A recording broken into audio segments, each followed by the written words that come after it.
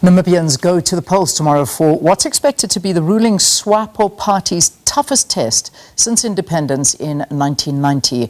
SWAPO's strongest challenge will come from the Independent Patriots for Change, led by former dentist Panduleni Itula. The SWAPO candidate is Namibia's Vice President, Netumbo Nandi Nandatwa, who will become the country's first female president if she is successful in this presidential election.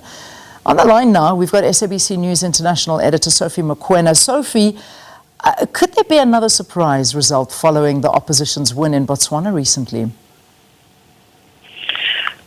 It's not clear yet whether that will be the case, but we have monitored the elections, particularly the previous one and this one. You will see that SWAPO has been losing support.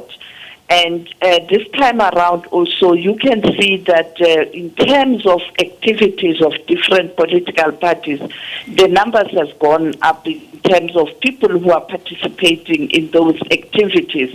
But also, as you pointed out, Itulu, one of the presidential candidates, it looks like he has been able again to increase his support in terms of when you look at the turnout in these activities. And last election, he was able to reduce the numbers in relation to SWAPO. And therefore, it's not clear whether he will be able to get enough numbers, perhaps with the help of other political parties, to cross the mark. But it looks very, very tight at this moment. But with elections, you don't know. The prediction might not be correct in terms of the mood of the nation on the day of election.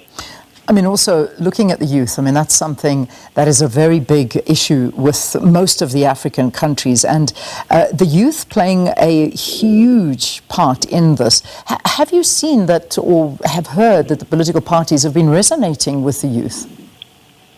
When you look at the registered voters, you have 1.4 million people who have registered to vote.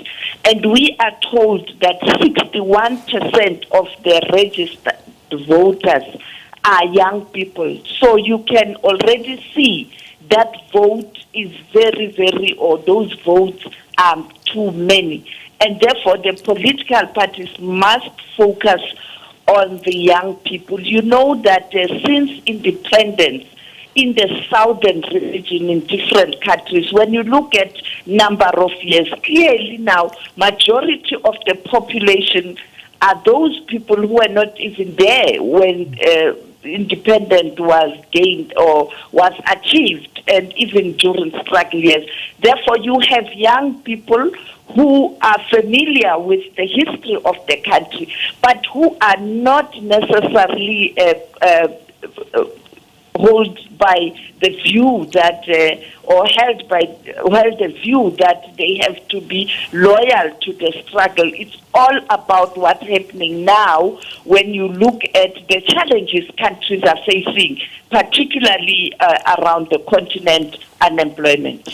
And certainly that is one of the biggest issues, because it just seems to be resonating throughout the continent, in fact throughout the world. It's the stagnation of economies, and Namibia is not immune to that one as well. And there's a lot of finger pointing towards SWAPO for this stagnation of the economy, and people are looking for growth, they're looking for jobs. The youth facing the highest rate of unemployment as well. Also issues of major droughts within Namibia. I mean, these are major things that could see SWAPO taking a massive hammering in this one. I mean, former liberation movements seem to be really under stress during these elections. Yes, the problem here, Lian, is that the liberation organizations, I think they use history, almost like blackmailing the nations or the voters. And now you have young people who don't care. Yes, people who were there during struggle years. You can talk to them, remind them what you did to free them or to liberate them. But with the young people, they don't care about that. They just want to carry on with their lives. And therefore, if they don't get employed and they are loitering at home. We can see what's happening to majority of young people who are not working. Some of them, they have now challenges of drugs. They are frustrated yet. This frustration, people always talk about a ticking bomb. And this is real a moment where a bomb can go off in terms of the results of the elections, not necessarily in terms of unrest.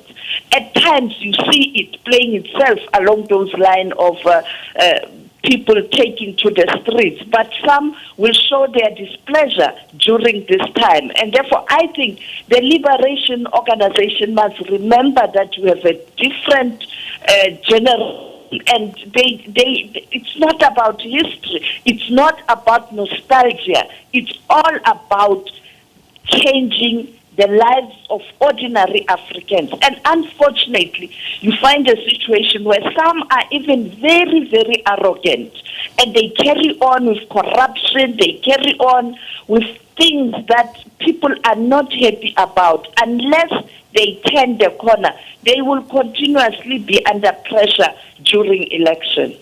Sophie, it's going to be an interesting one. Yet another interesting election taking place here on the continent. This time it's Namibia, and our Sophie Mokoena is watching that one for us. They're taking place tomorrow, and we certainly will be checking in with her tomorrow and throughout the day as well in the run-up to it. But their Electoral Commission, so they're ready, they're waiting, they're prepared for these elections.